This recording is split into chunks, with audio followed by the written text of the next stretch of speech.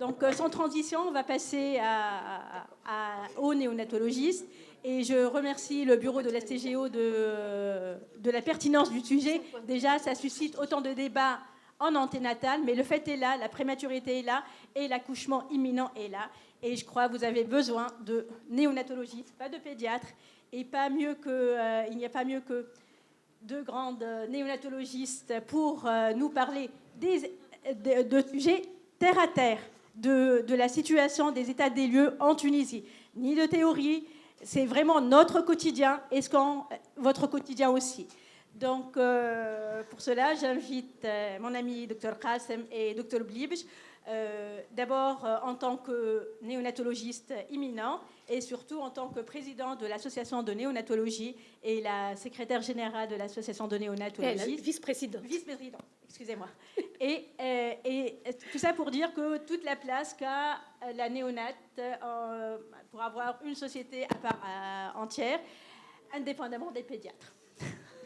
Donc voilà, à toi la parole Semia, et elle va nous parler avec ferveur et passion, comme d'habitude, d'état des lieux de la prématurité en Tunisie. Merci beaucoup, cher ami. Je tiens tout d'abord à remercier la STGO de nous rappeler encore une fois, à l'occasion de cette présentation et de cette session notamment, que les pédiatres et les gynécologues, ça représente encore un couple exigé. C'est un couple de parents qui vont œuvrer et tout mettre en œuvre pour bien prendre en charge notre enfant, le prématuré. Et comme tout couple qui se respecte, on peut se chamailler un peu, voire beaucoup, ça dépend des circonstances. Donc, pour démarrer, je voulais tout simplement vous montrer ces belles images de prématurés. Le prématuré, c'est ça, mais la prématurité, c'est aussi la première cause de morbidité et de mortalité néonatale. Et le pronostic, il a été transformé par la corticothérapie anténatale et par l'amélioration des techniques des soins néonatales. La fréquence est en augmentation dans le monde et on est en train de pousser vraiment les limites de viabilité. Et là encore, c'est les techniques de PMA qui nous participent à l'augmentation de la fréquence, de la prématurité dans le monde entier. Et la Tunisie ne fait pas pays à part. La prise en charge optimale, c'est une prise en charge multidisciplinaire et je laisserai par la suite la parole à mon ami Dr Blibj pour nous parler de cette prise en charge optimale. Je rappelle tout simplement que les extrêmes prématurés, c'est les bébés de moins de 28 semaines et les grands prématurés, c'est les moins de 32 semaines, c'est des moins de 33 semaines, et que pour les deux catégories, c'est une hospitalisation obligatoire en 3e niveau. Il nous faut des lits de réanimation. On ne peut pas inventer, on ne peut pas bricoler pour les prendre en charge convenablement. Donc, je rappelle encore à nos jeunes que la prématurité, c'est l'immaturité de tous les organes et de tous les systèmes. Et c'est pour cela qu'on a des complications qui sont inhérentes à la prématurité. Si le bon Dieu voulait nous créer et nous faire naître à 7 mois, il l'aurait fait. 9 mois, c'est obligatoire pour compléter, dans la mesure du possible, sa maturation. Et ces complications vont être d'autant plus importantes qu'il y a des facteurs liés à la grossesse, à l'accouchement, à la prise en charge néonatale et au suivi multidisciplinaire qui fait lacune parfois. Donc ça, c'est tous les organes qui vont être touchés et la liste est encore longue. Je rappelle encore une fois, Rahou, être dans une couveuse pour un prématuré, avoir les soins de réanimation néonatale, ça ne veut pas dire qu'on est en train de remplacer l'utérus de la maman. Rien ne le remplacera. Et un prématuré, il n'est pas là pour compléter ses jours dans une couveuse. Alors, qu'est-ce qu'on a comme données à l'échelle nationale ? On n'a pas de données nationales reconnues. On a parfois des interviews, comme là pour si Mohamed Cheouch qui nous parle en 2010 de 14 000 naissances de prématurés en Tunisie pour l'année 2010. On a aussi, et c'est les données les plus récentes, c'est le rapport qui a été remis par notre comité national d'éthique médicale et avec leur avis concernant les enjeux éthiques en réanimation néonatale pour l'année 2021. C'est très récent et là on estime, c'est des estimations qui sont faites à partir des études dans les différents services de 3e niveau pratiquement, qui estiment la prévalence de la prématurité entre 7 et 10% des naissances totales. En ce qui concerne l'extrême prématurité, sa prévalence varie de 0,2 à 1% naissance vivante, avec un taux de mortalité de 76% et une survie possible à partir de 25 à 26 semaines et des séquelles neurologiques sévères chez les survivants qui atteignent jusqu'à 27%. J'ai profité de ce rapport pour vous donner un ordre d'idée concernant ce qui est disponible en lit de réa et en lit de néonatologie sur tout le territoire tunisien, secteur privé et secteur public confondus. Et ben vous voyez, pour les 14 000 naissances prématurées, on dispose uniquement de 135 lits de réanimation dans le secteur privé et dans le secteur public et 333 lits de néonatologie. Donc, vous pouvez concevoir que ce qu'on est en train de faire tous, c'est des acrobaties. Alors, pour vous donner le devenir de ces nouveau-nés prématurés, je vais vous donner les résultats de 3 grandes études qui ont été faites à l'échelle nationale et des études multicentriques. La première étude multicentrique, ça a été réalisée en 2013, suite aux 5e journée nationale de néonatologie à Hammamet, le 6 novembre 2013. Ça a été présenté par notre professeur Kemel Mounastiri, intitulé « La grande prématurité, épidémiologie et devenir précoce et à moyen terme ». Donc, c'est une étude qui a couvert une population de plus... Pratiquement, on est à 100 000 naissances vivantes qui ont eu lieu dans les différentes régions de la Tunisie, Wassila Bourguiba, Souss, Fers, Mestir, Mahdi al-Marsa, l'hôpital militaire. C'est des maternités de 3e niveau. Et on avait inclus toutes les naissances vivantes d'âge gestationnel supérieur à 22 semaines, comme les recommandations de l'OMS, et pour qu'on parle tous le même langage, et les bébés qui sont à 32 semaines, jusqu'à 32 semaines plus 6 jours, IMG exclu. Et donc, pour cette population, on a recensé 236 prématurés d'âge gestationnel de moins que 33 semaines d'aménorrhée. Je répète encore une fois que les lits de réa, c'est pratiquement une bonne centaine sur toute la Tunisie. Et cette étude a révélé les données suivantes. La grande prématurité, c'est 17 pour 1000 naissances vivantes. Et le lieu de naissance, le plus souvent, c'est des maternités centrales, donc des maternités de 3e niveau. On est de l'ordre de 94,2% et les cliniques privées représentaient à ce moment-là 2% uniquement de cette prévalence de grande prématurité. Donc la morbidité néonatale, c'est-à-dire ces nouveau-nés, c'était symptomatique dès la naissance, dans pratiquement 90% des cas. L'IMF était là pour le 1/5, la détresse respiratoire pour pratiquement 90% de ces nouveau-nés, et l'infection nosocomiale a touché pratiquement le 1/3 de ces nouveau-nés également. La mortalité selon l'âge gestationnel pour les moins de 28 semaines est vraiment très lourde. On est pratiquement à 87% des cas. Et pour les nouveau-nés dont l'âge gestationnel se situe entre 28 et 33 semaines d'aménorrhée, on est au 1/3 de mortalité. Et donc la mortalité globale pour les grands prématurés avoisine les 40%. Donc je vais passer très rapidement sur ces diapositives parce qu'on est un peu pressé par le temps. C'est juste pour dire qu'il y a une réhospitalisation après la sortie, qu'on a des décès secondaires, qu'on a une dysplasie bronchopulmonaire, c'est-à-dire une dépendance à l'oxygène, et certains peuvent rentrer chez eux avec de l'oxygène à domicile. On a un développement psychomoteur qui peut être compromis. On a également des séquelles neurologiques qui sont recensées. Il y a eu également, après, une autre étude, et celle-là elle s'est intéressée aux prématurissimes, c'est-à-dire les moins de 28 semaines d'aménorrhée. C'est encore une étude multicentrique et vous pouvez la retrouver parce qu'elle est publiée sur la Tunisie médicale de 2018. Elle a été présentée par notre confrère Fatma Zahra Chiour dans le groupe d'études en néonatologie. Et là aussi, on s'est intéressé à 5 services de néonatologie de niveau 3. Et on a exclu les décès en salle de naissance. Donc tous les bébés étaient inclus de 22 jusqu'à 27 plus 6. Je vous rassure, on ne fait pas de réanimation pour les 22 semaines, ni pour les 23, ni pour les 24. 25, pratiquement on ne touche pas trop. Et 26, ça représente pour nous la zone grise. C'est la zone à partir de laquelle on dit on va faire quelque chose.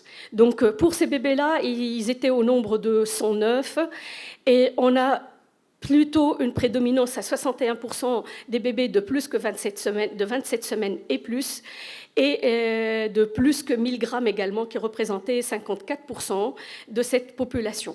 Les 109 bébés inclus, il y avait bien sûr des accompagnements. On fait un accompagnement, pratiquement toutes les unités de néonatologie de niveau 3 se sont accordées à prendre en charge les 22 semaines jusqu'à 25 et plus en accompagnement, c'est-à-dire on va les hospitaliser, on les met dans une couveuse. Bien sûr, ils ne sont pas seuls. Et une petite alimentation au chaud, on ne les touche pas jusqu'à ce qu'ils partent dans la dignité. Ils ont représenté 25% de la population. On a pris en charge 81 nouveau-nés, dont 55 sont décédés. Donc vous voyez, c'est plus que la moitié qui décèdent. Et les survivants, c'est 26 nouveau-nés. Donc les survivants, c'est notamment les 27 semaines et plus. Et là aussi, les décès par tranche d'âge, on commence à avoir une lueur d'espoir pour les bébés qui ont pesé plus que 800 grammes et notamment plus que 1000 grammes. Les causes des décès, c'était les infections, c'était la maladie des membraniques, l'hémorragie cérébro-méningée, l'entérocolite et les pneumothorax.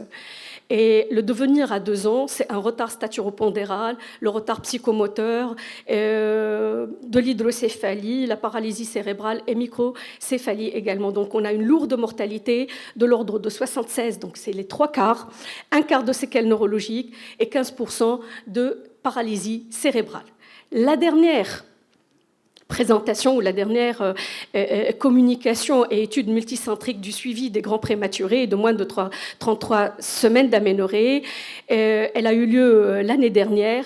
On a suivi sur une période de 5 ans les prématurés de moins de 33 semaines.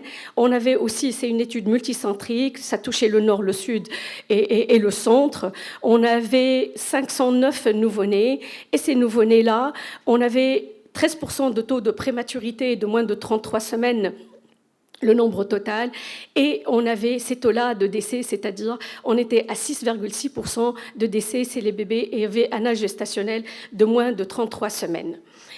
Ce qu'il y a à retenir ici sur cette plaque-là, c'est que même le suivi, il n'est pas vraiment bien réalisé, puisqu'on a des bébés qui sont perdus de vue juste après la sortie au cours de la première année de vie, donc on ne peut pas statuer sur leur devenir.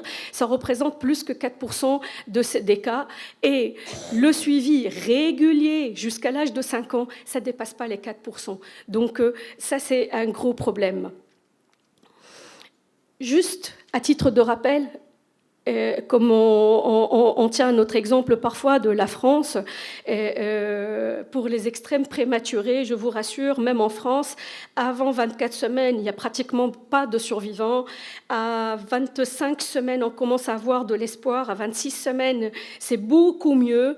Et pour les grands prématurés, entre 27 et 31 semaines, le pourcentage de survie est de 94%, avec des bébés qui sont sortis sans être atteints par une pathologie néonatale grave, 81% des cas. Je rappelle tout simplement que pour les pays développés, et on définit sur le plan santé un pays développé, c'est les pays où l'âge gestationnel de survie à 100% est de 32 semaines d'aménorrhée. À 32 semaines d'aménorrhée, il n'y a plus de mort. sont tous vivants. Donc, il faut y œuvrer. Juste avant de laisser la parole à Madame Sonia Bliebsch pour vous parler de ça dans les détails, il reste encore beaucoup de chemin à faire pour le prématuré. Il faut qu'on fixe nos limites de viabilité. Il faut qu'on s'organise en vrai réseau de périnatalité. Il faut qu'on optimise et on renforce les ressources humaines et matérielles pour une réanimation néonatale dans les normes. Il faut standardiser et implémenter à l'échelle nationale le parcours de suivi du prématuré et pourquoi pas faire les choses de sorte qu'on ait une équipage tunisienne. À vous, ma chère, la parole, Sonia, pour nous parler de ce qu'il y a de mieux à faire pour garantir un meilleur devenir pour ce bébé. Merci beaucoup, cher ami. Merci, Dr Qassem. Je remercie... Je peux enchaîner? Merci beaucoup, cher ami. C'est toujours un plaisir de se retrouver parmi nos confrères et amis de tous les jours, gynéco-obstétriciens. C'est donc un grand plaisir d'être parmi vous et de partager ensemble un peu notre pratique quotidienne. Alors, donc, le parcours du prématuré va commencer depuis l'anténatal, et ça a été très bien détaillé ce matin, avec les deux orateurs, Anis Ben Amour et Dr Karim Chawqi. Voilà, donc l'anténatal, le pernatal, et ensuite il y aura un séjour hospitalier pour ces grands prématurés avant de livrer ces grands prématurés ou ces prématurés et leurs parents avec un suivi qui va être assuré de façon en Tunisie actuellement jusqu'à aujourd'hui, de façon plus ou moins désordonnée pour arriver à des résultats de devenir à moyen et à long terme pour ces enfants jusqu'à l'âge adulte. Donc, je rappelle ce qui a été dit. La prématurité moyenne qui est entre 33 et 36 semaines, c'est la tranche la plus fréquente, mais qui pose aussi des problèmes. La grande prématurité, c'est la partie où il y a la plus de morbidité. Et comme ça a été bien dit, pour les extrêmes prématurés, entre 22 et 27 semaines, c'est là où il y a le plus de problématiques. Le plus de problématiques avec essentiellement une mortalité très lourde. Et heureusement que cette tranche d'extrême prématuré n'est pas très élevée, mais dans les pays industrialisés, les pays à haute ressource, bien sûr, cette tranche d'âge maintenant ne pose plus aucun problème. Et on va vous montrer un peu les chiffres. Alors donc là, elle récapitule un peu, vous savez que dans le monde, il y a une ascension de la prématurité chaque année de 15%. En 15 ans, il y a une expansion de la prématurité de plus de 15%. Avec, dans le monde, donc, il y a tous les jours un bébé sur 10 qui va naître prématuré. La prématurité spontanée représente encore 60% des causes de la prématurité. Et surtout, les types de séquelles, c'est essentiellement les séquelles de déficience intellectuelle qui dominent maintenant le devenir de ces prématurés. Alors, la prématurité pose bien évidemment en Tunisie encore un problème majeur de santé publique de par sa fréquence et de par ses conséquences avec son impact sur le devenir postnatal de ces enfants.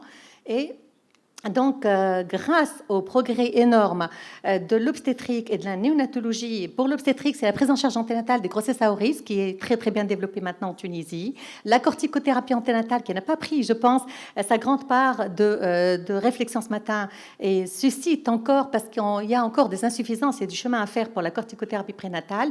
Le développement des interruptions médicales de grossesse aussi, qui est un grand chantier en Tunisie, puisque ce n'est pas encore très normé, et le réseautage avec le transfert des grossesses à haut risque vers les structures de niveau 3, les centres périnataux de niveau 3. Là aussi, c'est un problème d'équité, de disparité et d'équilibre. On va vous rappeler un peu le réseautage en Tunisie du système de soins.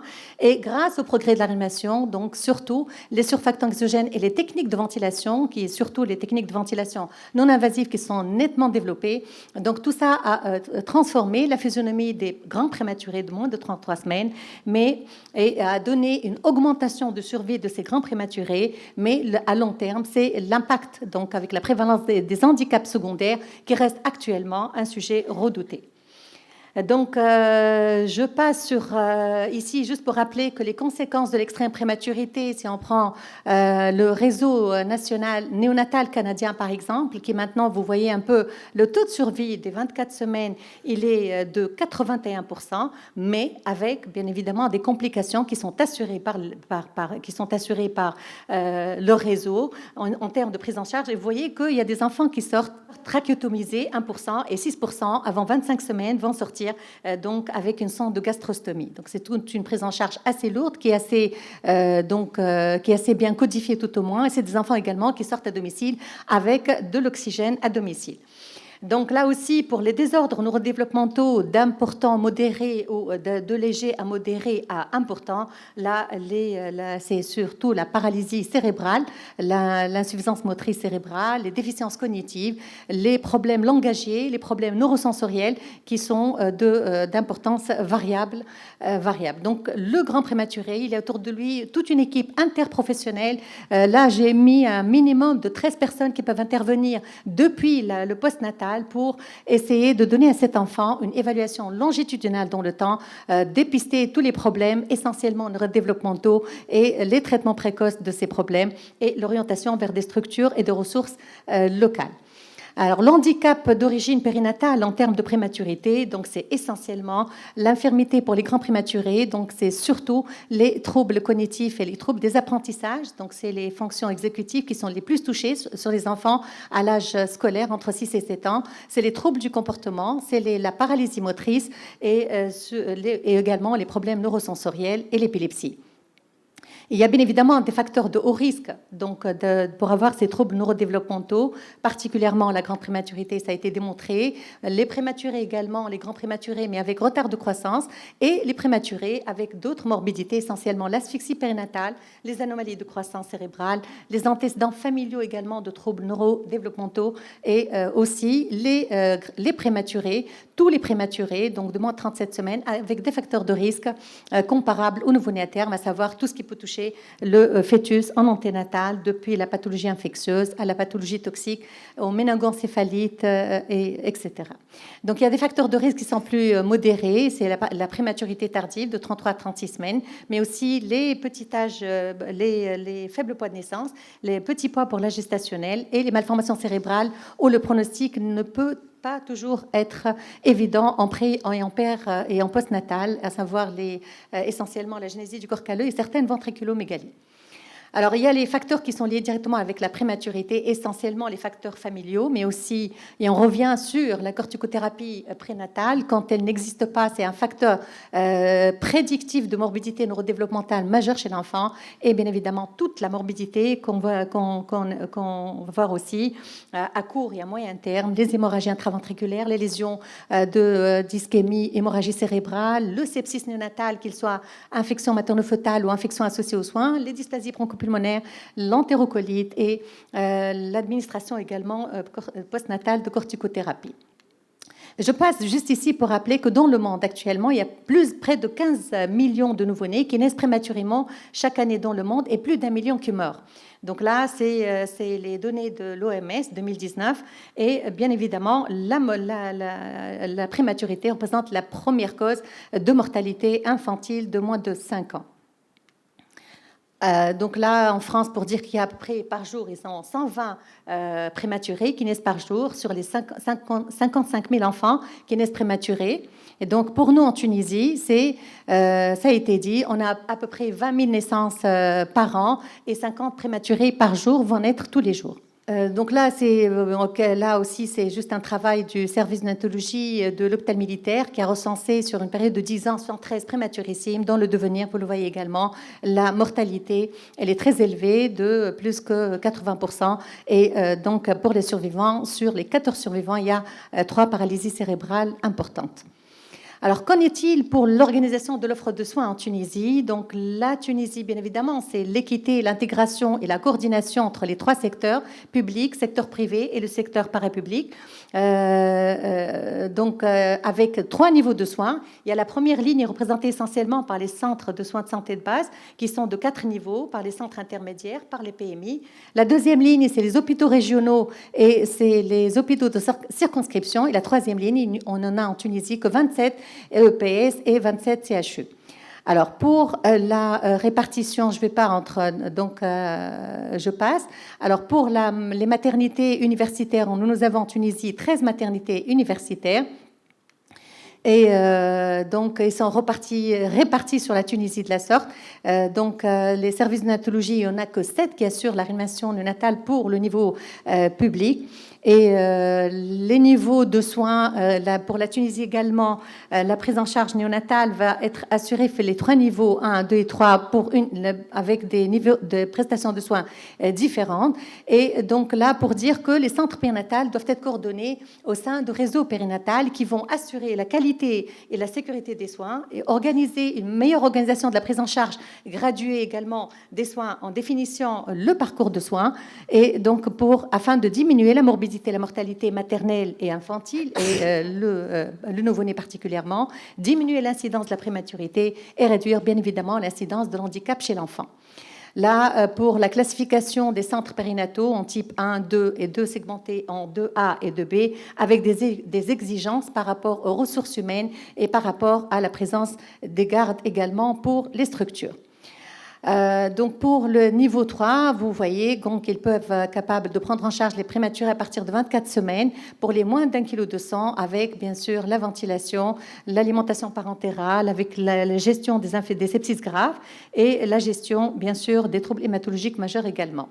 Alors, si on veut résumer la Tunisie en différents secteurs, ça sera, en gros, grosso modo, ça sera 7 secteurs. Il y a 2 pour le nord, nord-est, nord-ouest, avec les différents gouvernorats que vous voyez. Pour le centre également, en 2 centre-est, centre-ouest. Et pour le sud également, regrouper à peu près les gouvernorats et essayer d'équilibrer la parce que là, on vit au quotidien l'absence de place. Et on est en train de recevoir, même du sud tunisien, on nous appelle pour transférer des prématurés qui n'ont pas trouvé de place dans le sud ou dans le centre. Donc, il faut absolument passer à l'implémentation des réseaux de périnatologie en Tunisie pour essayer de régler définitivement les problèmes de ces enfants. C'est pas évident, c'est pas facile. La réanimation coûte cher, mais il faut y aller.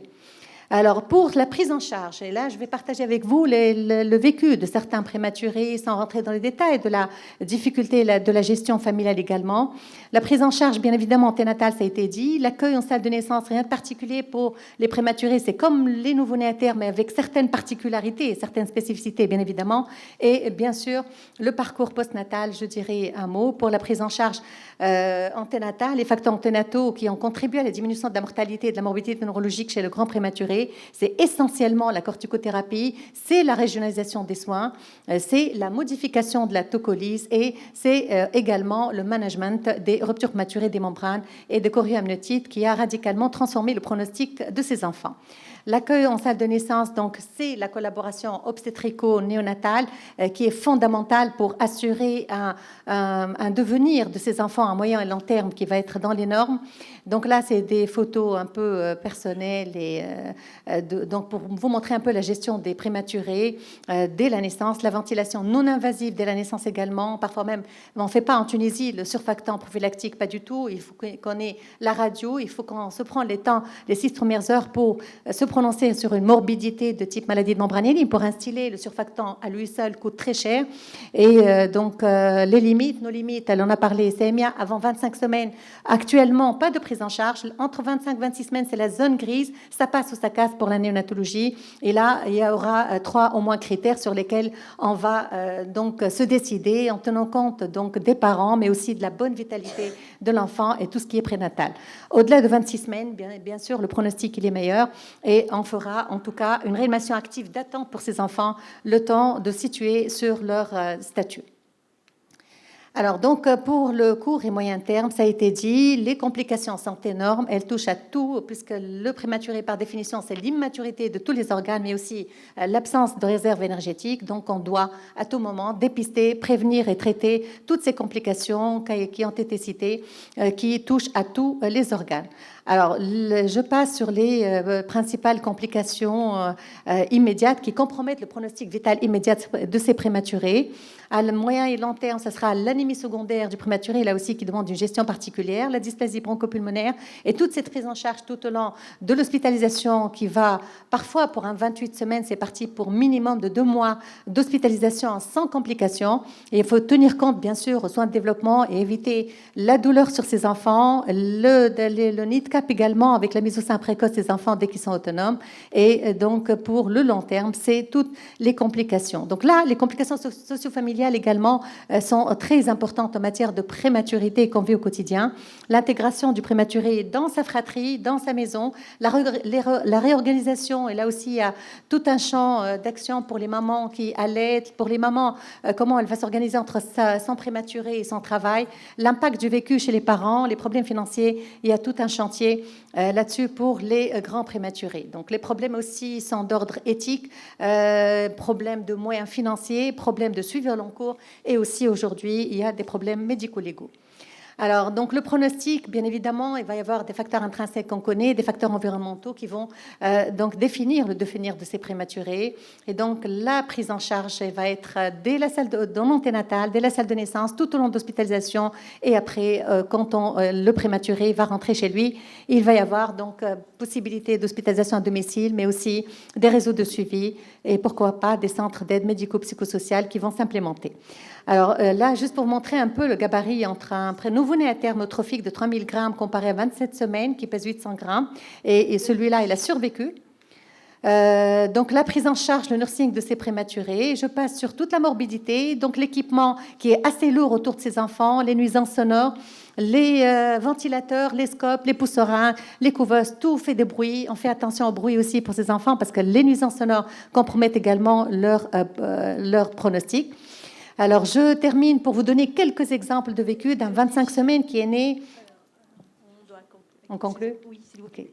Ok, on va conclure là pour dire, bon, pour certains prématurés, même là, cet enfant, par exemple, de 25 semaines, il vient de se compliquer au mois d'octobre d'une collection énorme de la dérivation ventriculo-péritoniale avec il s'est déséquilibré sur le plan épileptique et il a dû être repris sur le plan chirurgical. C'est une énorme... Donc là, par contre, un grand prématuré, 30 semaines, qui a séjourné pendant 2 mois, mais finalement qui est venu nous inviter à son mariage.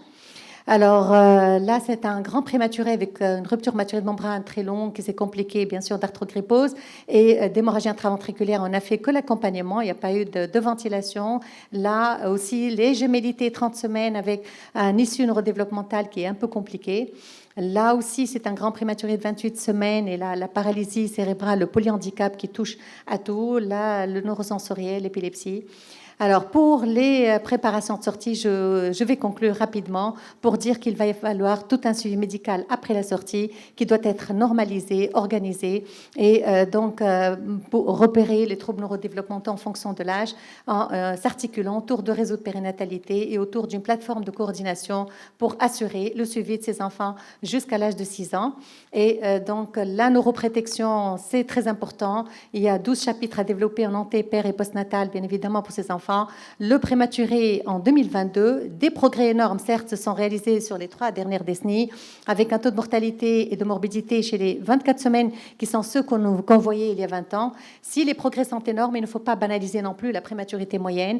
L'important, c'est de naître dans un centre adapté et donc l'importance de la qualité du suivi jusqu'à l'âge adulte de ces enfants. Et il y a eu l'apparition du guide du parcours de l'enfant prématuré qui vient d'être publié par l'INEA Santé tout récemment, en septembre 2022.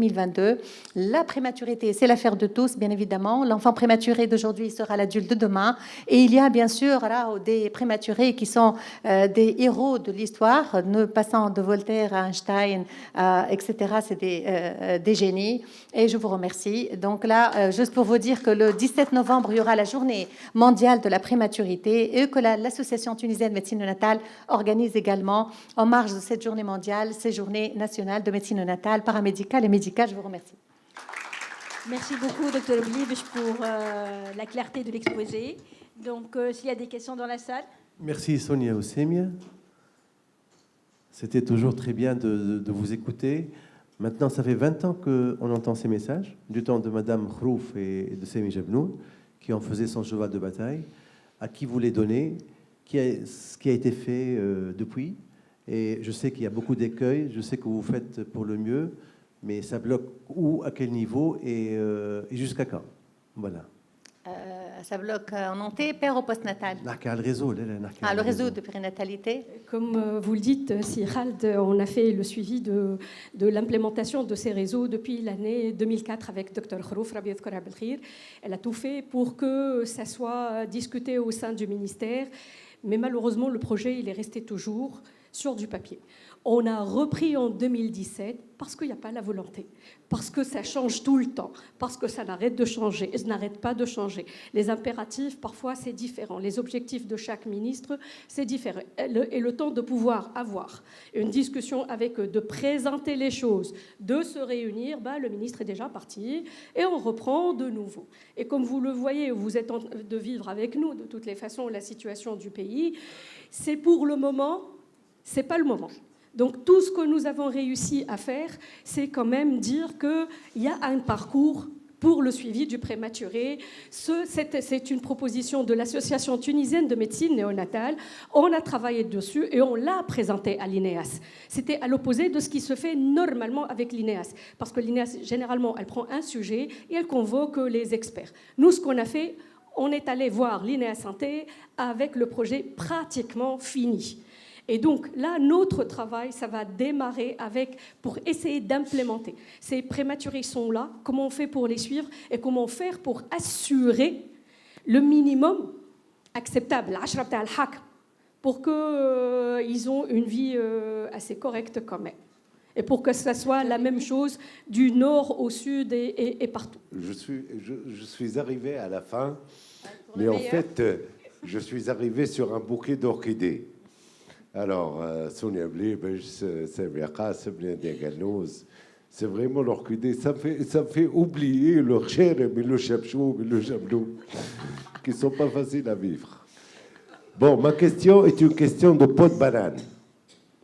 La dernière plaque que vous avez montré des fameux prématurés. C'est comme les fameux bipolaires, hein, De Gaulle, Winston Churchill, Hitler, Bourguiba. C'est des bipolaires, ceux-là. Ceux-là, c'est des prématurés, mais c'est des prématurés qui ont sûrement bien évolué naturellement. Quel est le part du hétérogène dans la prise en charge de la prématurité? Celui qui s'est marié m'a fait plaisir. Celui qui s'est remis à convulser m'a broyé le corps. Mais je reviens encore, ça sent très bien ce bouquet d'orchidées. Merci, Dr. Levy. Bon, la hétérogénie, elle commence depuis le postnatal, hein, mais bon, la part de la hétérogénie, c'est un chantier, hein, ne serait-ce que de comment mettre un capteur de saturation, le fixer pour qu'il ne s'arrache pas et ne donne pas, ne serait-ce que ça, la douleur en elle-même, par tous les gestes qu'on fait au quotidien sur ces petits bouts de chou qui ressentent la douleur 3 fois plus que les nouveau-nés à terme, les prématurés, ils ressentent la douleur 6 fois plus que l'adulte. Donc là, tout ce qu'on fait comme geste, c'est potentiellement du hétérogène, mais on essaie de minimiser. Donc, on va conclure cette session. Merci pour la présence, merci pour tous les orateurs.